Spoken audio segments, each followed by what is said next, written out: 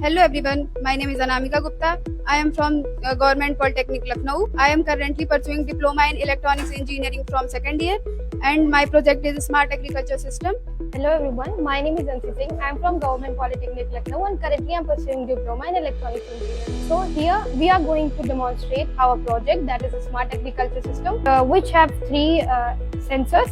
We have IR sensor, temperature sensor, soil moisture sensor. Along with that, we have a OLED for representation of all the sensors. And inside there is a controller NodeMCU ESP8266, which is going to control all our sensors and of course the output of this. Here, the soil moisture sensor we are having is connected to pump. According to the output of the soil moisture sensor, there will be output over our pump. It will pump water when moisture in the soil will be less. And here we have temperature sensor that will detect the temperature of the surrounding and will be represented over our OLED. And IR sensor will detect any intruder such as animals or something else shown over here. And we can get even over as our NodeMCU is given to Blink IoT as online component. And this is here for the representation of any intruder and soil moisture sensor. Now I'm going to demonstrate it practically. So here we have soil moisture sensor.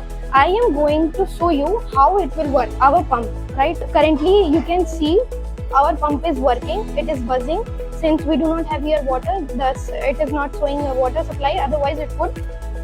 So here we have soil moisture sensor. I'm going to increase the moisture of our sensor and you can have a look here the sensor of it and over our OLED also. Since I have told you it is online, so there is representation on my tablet as well. And OLED is also showing. Yes, you can have a look. And then I'm going to dip it into water and there will be sudden increase in the moisture of the soil. Please have a look and our pump will shut off. You can see the percentage of the moisture have been decreased over here, which means our moisture in the soil have been increased.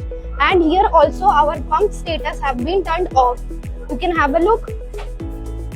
And here as well, our pump buzzing have been stopped.